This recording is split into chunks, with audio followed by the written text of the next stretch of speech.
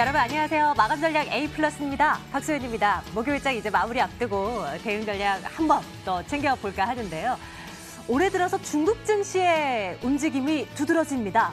연초 대비해서 지수가 벌써 한 10% 정도의 상승을 보였으니까요. 많이 올랐죠. 물론 국내 시장 코스피 코스닥도 한 상승폭만 따져보면 그만큼 오른 측면이 있긴 합니다만 어쨌거나 근데 한동안 중국 증시와 정말 똑같이 흐름을 함께하던 국내 증시인데요. 오늘은 왜 이렇게 또 따로 노는지 모르겠습니다. 우리 시장은 1% 가까이 올라가는 중국 증시와는 다르게 보합해서 등락 거듭. 왼종일 지수 움직임만 놓고 봤을 때는 조용한 그런 모습이거든요. 종목별 장세가 펼쳐지고 있는데 그 가운데서 우리가 챙겨갈 만한 포인트는 무엇이 있을지 챙겨보도록 하겠습니다. 지금 출발합니다.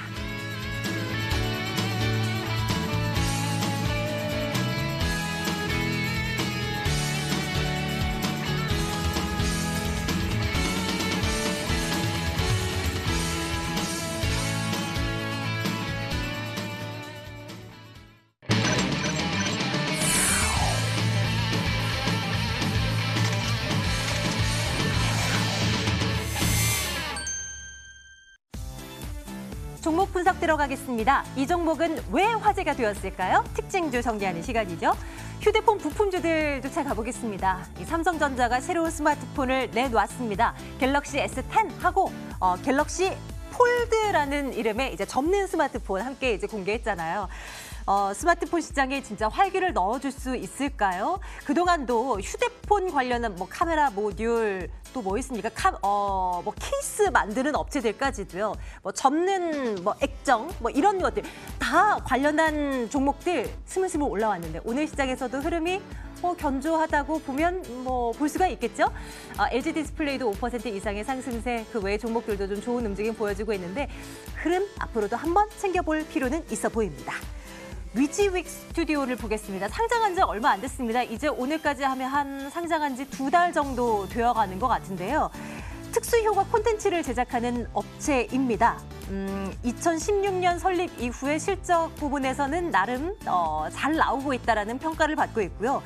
그럼에도 불구하고 경쟁 업체인 덱스터와 비교했을 때는 주가적인 측면에서 너무 저평가되어 있다는 분석이 나옵니다. 지금 2.3% 정도의 상승 기록하고 있고요. 상장한 지 얼마 안 됐고 계속 올라가니까 연일 신고가인 거죠. 15,450원 기록되고 있습니다. 롯데지주 볼까요? 지금은 상승세가 조금은 둔화되긴 했네요. 장중한 때는 4% 넘는 상승을 보여주기도 했었는데 말입니다. 신동민 회장이 이제 일본 롯데 경영에 복귀했다는 소식이 전해집니다. 신 회장을 중심으로 한 지배구조 개편, 이제 속도를 내지 않을까 이런 예상을 해보고요. 최근 또 롯데지주의 경우는 국민연금의 스튜어드십 코드 도입 이후에 행동주의 펀드들의 움직임이 좀 가세되고 있다. 이런 얘기들 많잖아요. 이로 인한 대표적인 수혜주가 될 것이라는 지적도 나오고 있습니다. 롯데지주 현재 53,100원. 이제는 올라갈 때가 되긴 했죠. 1.7% 강세 보여지고 있고요. 위메이드의 MMORPG 이카루스 M이 일본과 대만 지역에 오늘 정식으로 출시가 됐습니다. 이용자들의 성향에 맞게 그 나라마다 특색들이 있을 거잖아요. 그 특색에 맞게 게임을 런칭했다고 하는데요. 0.98%의 상승 후에 현재는 41,200원에 거래가 되고 있는 상황입니다. 보통 근데 게임주가 게임 출시 이전까지는 기대감에 막 올라가다가 게임 출시 당일에는 이제 고점을 형성하고 이내 떨어지는 걸 많이 목격했단 말이에요. 이 종목은 어떻게 봐야 될지 대응 전략 챙겨보도록 하겠습니다. 삼성화재 보겠습니다. 한국전자금융 먼저 볼게요. 지금 주가가 1% 가까운 조정으로 진행되고 있습니다. 장기 관점으로 봤을 때요. 단기도 물론 좋을 수도 있겠지만 길게 봤을 때 지난해보다는 올해보다는 내년이 더 좋을 것이라는 얘기들이 나옵니다. 무인 주차장 요즘 많이 늘어나고 있잖아요. 그리고 편의점도 그렇고 음식점도 그렇고 무인기기, 그 키오스크라고 하죠. 무인기기들이 많이 설치되고 있습니다. 이로 인해 수혜를 한 몸에 받을 것이다 라는 것인데 9,410원대 투자해도 될 만한 가치가 있는지 챙겨보도록 하겠습니다.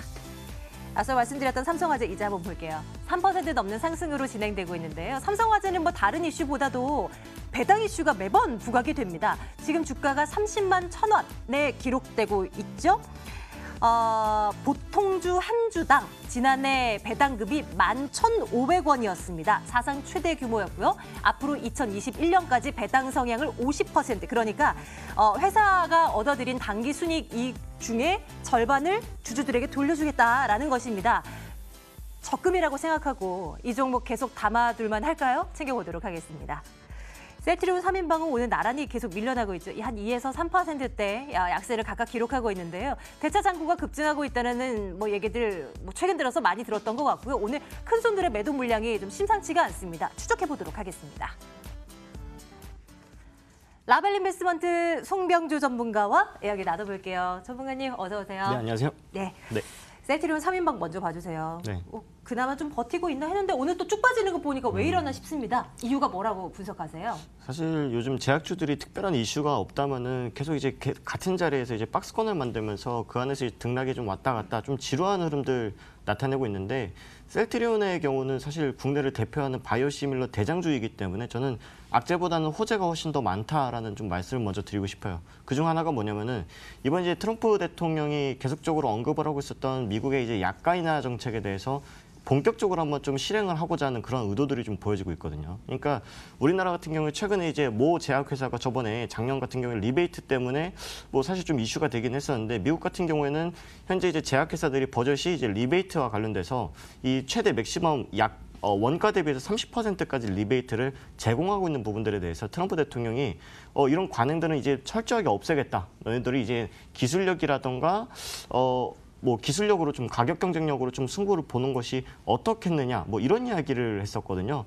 그래서 이제 이 약가 인하 정책에 따라서 오리지널 약품보다는 같은 효능을 가지고 있고 그리고 가격 경쟁력이 훨씬 더 좋은 바이오시밀러 업계들이 좀 반사이익을 얻을 수 있지 않을까, 이런 기대감이 셀트리온에겐 또 존재하죠. 그리고 작년 연말 같은 경우에는 허주마가 FDA에서 승인을 받았기 때문에 본격적으로 지금까지는 이제 기대감이 아니라 실제로 실적이 좀 증가할 수 있겠구나, 이런 기대감들이 주가에 반영이 아직까지는 좀 못 되고 있다는 점들이 이제는 좀 저가 매수의 기회로 좀 삼아도 되지 않을까, 이런 부분들로 좀 많이 투자분들이 관심을 갖고 계신데, 중요한 부분들은 이제 셀트리온 같은 기업들은 정말 이제 이 바이오시밀러 대장주로 올라서면서까지 임상 2상, 3상 그리고 FDA 승인까지 많은 기대감들이 있었다는 겁니다. 근데 그 기대감이 이미 주가에 2017년, 2018년도에 전부 다 반영이 됐었고, 지금은 이제 센티멘탈적으로 한마디로 기대감만으로 주가는 오르기는 조금 어려운 부분들이고, 실적으로 뭔가 좀 보여줘야 되는 부분들이 있는데, 작년 3분기 같은 경우에 어닝 쇼크를 기록을 했고 4분기 아직 발표는 하지 않았습니다만은 네. 전년 동기에서 30% 정도 영업이익이 감소할 것으로 지금 전망이 되고 있거든요. 그러니까 여기에 대해서는 셀트리온이 뭔가 가시화되게 북미권이라든가 유럽권에서 허주마 그리고 지금 신약 개발 중인 에이즈 치료제에 대해서 뭔가 결과를 보여줘야 되는데, 아직까지 공격적으로 좀 매수할 만한 그런 이벤트들이 퍼포먼스가 좀 부족하다. 이렇게 의견을 좀 드리면 될 것 같아요. 하지만 지금 이 수급 같은 경우에 보면은 어제 그리고 오늘 같은 경우에 외국인이랑 기관이 조금 소폭 매도를 하고 있는 모습들은 좀 보여주고 있는데, 네. 누적으로 봤을 때는 계속 외국인이랑 기관은 매수하고 있고 개인들만 매도를 하고 있습니다. 그러니까 뭔가 의미심장한 뭔가 실적이라든가 또는 미국에 대한 이 판매에 대해서 긍정적인 기대감을 갖고 있기 때문에 매수하지 않을까, 전 이런 기대감을 좀 가지고 있고요. 지금 셀트리온 같은 경우 월봉산 보면은 상당히 많이 빠졌거든요. 고점 대비해서 많이 빠졌지만 저 같은 경우에는 20만 원이 다시 한번 깨질 수 있다라고 생각을 하고 있어요. 그래서 신규로 매수로 진입을 고려하시는 분들 같은 경우에는 지난번 여러 번 3번 정도 터치를 했었던 19만 5천 원 정도에서 좀 매수를 해보시는 것이 좋지 않을까라는 의견까지 드리도록 하겠습니다. 어제 오늘 큰 손들의 수급이 좀 꼬여버리긴 했지만 이걸 가지고 추세가 전환됐구나라고 이 수급적인 측면에서 그렇게 이제 해석하기는 좀 무리가 있어 보인다라는 지적이신 것 같아요. 그러면 좀 밀릴 때 담자? 그럼 좋아요 의견 찍어도 괜찮겠습니까? 네, 좋아요 의견을 좀 드리면서 부가적인 설명을 드리자면은, 사실 이제 셀트리온 특히나 이제 제약주들이 전반적으로 올라가지 못했었던 가장 큰 이유는 1월 달부터 해서 코스닥 기준으로 봤을 때 플러스 15%, 지수 기준으로 15% 올랐다는 것들은 개별주들 그리고 낙폭과대 종목들은 더 많이 올랐다는 것이거든요. 그럼 이제 제약바이오 종목들은 실적보다는 기대감으로 오는 섹터들이기 때문에 지수가 좋은데 굳이 우리가 제약바이오 종목들을 매수를 해야 될까라는 인식들이 아직까지는 좀 부족했었다는 거죠. 근데 지금 지수가 단기적인 과열권에 놓여졌기 때문에 저는 조만간 다시 한번 좀 눌릴 수 있는 가능성이 높다라고 보고 있어요. 그렇다면은 지수가 눌릴 때 일반 투자자분들이 가장 눈여겨볼 만한 섹터가 바로 제약바이오 종목이기 때문에 셀트리온은 지수가 눌릴 때 그리고 종목이 조금 주가가 좀 내려왔을 때 공격적으로 한번 담아보셔라라는 말씀까지 드리도록 하겠습니다. 눌릴 때 공격적으로 담아보라라는 이 앞에 단 수식어도 꼭 기억을 해두도록 할게요. 그래도 좀 또다시 밀리는 건 아닌가 우려를 했는데 그래도 다행입니다. 전문가님과 함께 다음은 삼성화재를 살펴보겠습니다. 이 종목은 뭐 배당 관련한 얘기 나올 때는 항상 뭐 함께 얘기를 하죠. 고배당 대표 주로 꼽히고 있고요. 2021년까지 앞으로 3년 동안 배당 성향을 50%까지 확대하겠다라는 이제 비전이 나왔는데요. 그만큼 벌어들인 거 이제 주주들에게 돌려줄게라는 거잖아요. 그렇죠. 좋게 볼까요?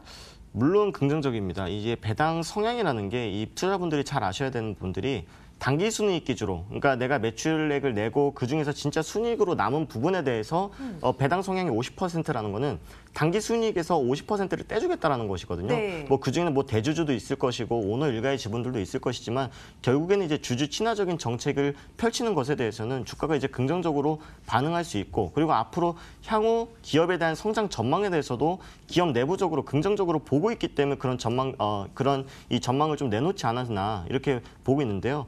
근데 이제 좀 객관적으로 좀 본다라고 했을 때 현재 이제 배당 시즌이 아니잖아요. 이 많이 했을 때 배당은 중간 배당, 연말 배당 2번 정도, 그리고 보통 이제 연말 배당 1번 정도 하는데 지금 연초부터 이제 배당 때문에 주가가 좀 많이 오른다는 부분들에 대해서는 우리가 단기적으로 좀 차익 실현을 해야 될 필요는 있다라고 좀 생각을 하고 있어요. 근데 이제 반면에 이 삼성생명을 한번 보면요, 같은 이제 삼성그룹의 이 보험업을 하고 있는 기업인데 불구하고 삼성생명의 주가는 계속적으로 우향을 하고 있어요. 근데 삼성화재는 이 시장이 안 좋은데도 불구하고 박스권을 유지하고 있다는 부분에 대해서는 네. 최근에 이제 보험업에 대해서 계속적으로 이제 전망이 안 좋을 것이다 이렇게 얘기를 하더라고요. 정부에서도 이제 보험업에 대해서 규제도 하고 있고, 그리고 이제 계속적으로 이제 소비 욕구가 좀 줄어들다 보니까 이 보험업에 대해서 좀 전망을 그렇게 좋게 내놓지는 않고 있는데 삼성화재의 경우는 이제 자동차 보험의 시장 점유율이 상당히 높잖아요. 이 다이렉트 보험이라는 것을 통해서 기존에 이제 삼성이라는 브랜드가 붙어 있었기 때문에 자동차 보험의 이 가격이 상당히 높았었는데 가격은 어느 정도 다운시켜가지고 다른 보험사들과 가격 경쟁력까지도 만들 수 있는 그런 다이렉트 보험 때문에 시장 점유율 상당히 많이 높아졌고, 그리고 이제 삼성생명과 비교했을 때는 이런 이제 시대적인 흐름에 따라서 우리가 좀 노령화되고 있고 지금 인구 기대 수명이 계속 늘어나고 있지 않습니까? 그렇기 때문에 이 소비자들이 내가 살아있을 때라도 받는 게 낫지 사망보험보다는 그래도 내가 다쳤을 때 사고가 났을 때 보험을 좀 받는 게 낫지 않을까, 이런 인식 때문에 이제 손보사들에 대한 수요가 좀 더 많이 늘고 있거든요. 그래서 삼성화재에 대해서는 전망은 이제 좋다라고 좀 말씀을 드리고 싶은데, 이 투자 관점에서 좀 본다라고 하면 조금 애매한 부분들이 있습니다. 월봉상 본다라고 하면은 지금 한 5년 가까이 계속 박스권이잖아요. 네. 근데 이 밴드 하단과 상단 이 폭이 20% 정도밖에 안 돼요. 그러니까 자금이 내가 한 5억, 10억씩 지금 운용을 하고 있다. 그랬을 경우에는 내가 한 5년 동안 진짜 앞에서 앵커님께서 말씀하신 대로 적금 넣는다 생각하시고 배당 받으면서 투자를 하시면 되는데, 이런 심리적인 부분에 대해서는 일반 소액 투자자분들은 사실 버티기는 쉽지가 않을 것 같아요. 네. 그래서 이 기업에 대한 전망에 대해서는 긍정적인 좋아요라는 의견을 드리지만 투자 관점에서 봤을 때는 글쎄요라는 의견을 좀 드리도록 하겠습니다. 실적은 뭐 당연히 꾸준히 나오는 회사이겠죠. 그런데 이제 투자 측면에서 생각을 해봤을 때 우리 개인 투자자분들의 입장에서는 크게 후한 점수를 주기가 조금은 그렇다라는 의견을 한번 좀 참고 삼아 이해를 해주시면 어떨까요? 삼성화재 챙겨보았습니다. 다음은 한국전자금융으로 한번 가볼게요. 이 종목은 왜 안 오르는 걸까요? 계속 이슈가 되고 있는 거고, 네. 진짜 요즘에 음식점 가보면 다 이제 클릭해서 결제까지 해버리고 하는 음식점들이 많이 생겨나고 있는 상황이거든요. 뭔가 사회 분위기가 바뀌는데 이 관련주로 꼽히는 이 종목은 잘 안 간단 말이에요. 왜 그럴까요? 일단 뭐 여러 가지 이유가 있겠습니다만은 제가 이제 작년 하반기쯤에 이제 한국전자금융이라는 종목을 좀 브리핑을 드릴 때 네. 심지어 이제 저희 사무실 앞에 있는 카페도 무인화가 됐다 이런 이야기를 좀 드렸었어요. 근데 주가가 왜 안 오르고 있냐? 이 한국전자금융의 매출액의 대부분 한 50% 정도를 차지하고 있는 사업이 ATM기에서 나오는 매출이거든요. 그러니까 네. 은행이라던가 또는 우리가 지하철역에 설치되어 있는 ATM기를 이제 유지보수하는 사업을 하고 있는데 그 매출 비중이 상당히 컸어요. 근데 은행권도 요즘 계속 온라인이라던가 인터넷 은행 이런 쪽으로 계속적으로 수요에 대한 니즈 이런 것에 대한 맞춰가다 보니까 ATM기 설치보다는 온라인 뱅킹을 조금 더 늘려나가고 있는 추세거든요. 은행권들이. 그러다 보니까 ATM기에 대한 사업은 어떻게 보면 성장 섹터라고 보기보다는 이제 성숙 단계에 접어들었다. 그래서 신성장 동력은 뭐냐라고 했을 때는 이제 무인 주차장이라던가 그리고 키오스크 관련된 사업 지금까지 이제 매출 비중이 그렇게 높지는 않습니다. 한 10% 정도밖에 안 되는데 우리가 이제 최저임금이 이번 연도에도 올랐지 않습니까? 지금 공식적으로는 10% 정도가 올랐는데 이 주유수단까지 포함하면 전반적으로 이제 30%, 33% 정도가 올랐다라고 보시면 돼요. 그럼 이제 소상공인들 입장에서 봤을 때 정말 내가 뭐 권리금 내고 보증금 뭐 1, 2억씩 내가지고 장사하시는 분들 있지 않습니까? 뭐 편의점도 마찬가지지만 이 내가 최저임금이 올랐다 그래서 사업이 막 폭삭 망하거나 그러진 않아요. 대신 내가 남겨 먹을 수 있는 그런 이 사실 순이익은 많지 않다라는 거예요. 유튜브에도 이 고깃집 사장님이 이 영상을 올린 거 보면은 네. 이 7천만 원 한 달에 매출을 올리는데 실제로 본인이 받아가는 거는 200만 원밖에 안 된다고 하시더라고요. 그만큼 이제 인건비에 대한 부담이 좀 많기 때문에 심리적으로 그러니까 인건비 때문에 사업이 어려워지는 건 아니지만 심리적으로 차라리 내가 이 비용을 좀 더 주고서라도 5년, 10년 동안 쓸 수 있는 무인화 기기를 쓰는 게 낫지 않겠느냐 이런 수요가 좀 늘어나고 있거든요. 네. 그렇기 때문에 이런 사회적인 분위기가 좋다고 말하기는 좀 어렵지만 이런 이 사업을 하고 있는 한국전자금융에 대해서는 전망은 좀 밝다라고 좀 말씀드리는 게 맞지 않을까 이렇게 좀 말씀드리겠습니다. 사회적인 분위기가 점차 이제 바뀌어가고 있고 그 그렇죠. 흐름에 좀 맞는 종목이지 않을까 싶은데 아직까지는 슈팅이 제대로 나와주질 않고 있지만 조금 좀 여유 있게 본다면 이 종목도 괜찮다고 분명히 볼 수 있을 것 같아요. 투자액은 좋아요 갈까요? 좋아요 드리겠습니다. 한 종목만 더 보겠습니다. 다음은 위메이드 볼게요. 오늘 뭐 게임 출시 뭐 이슈가 있긴 합니다만 주가가 뭐 엄청나게 막 휘어오르지는 않아요. 대응 전략 좀 챙겨주세요. 위메이드가 이제 신작에 대한 기대감은 사실은 많이 없습니다. 일반 게임을 즐겨 하시는 분들은 이제 위메이드에서 만든 게임에 대한 그렇게 관심도는 높지 않은데 두 가지 이슈가 있었어요. 일단은 첫 번째로 승소를 했다는 점. 중국에서 37게임즈라는 경쟁사가 있었는데 그 경쟁사가 위메이드에서 만든 미래전설 IP를 그대로 베껴가지고 판매를 했거든요. 그래서 이 위메이드가 연간 한 3,800억 정도 받을 수 있는 로열티를 못 받고 연간 한 600억 정도밖에 못 받아가지고 한 10년 동안 재판을 계속했었어요. 그래가지고 위메이드가 결국엔 1심에서 승소를 했는데 승소한 결과가 뭐였냐면은 37게임즈가 위메이드 IP를 가지고 베껴가지고 만든 게임을 그만 유통시켜라. 근데 아직까지는 로열티를 줘라라는 판결은 나지 않았거든요. 근데 중국은 우리나라랑 달라서 우리나라는 3심제인데 중국은 2심제거든요.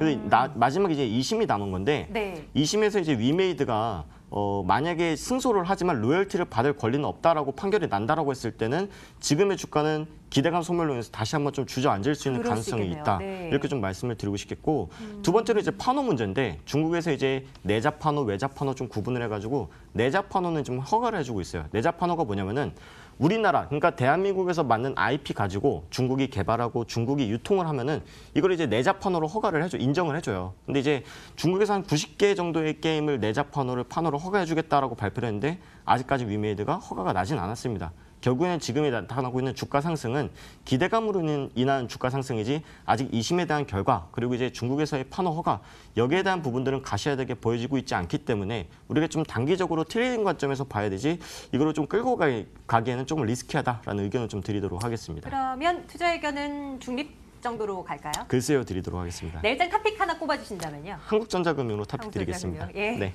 여유 있게 한번 이 종목도 꾸준히 한번 쫓아가봐야 되겠습니다. 라벨 인베스트먼트 송병주 전문가와 오늘 함께 말씀 나눴고요. 전문가님 고맙습니다. 감사합니다.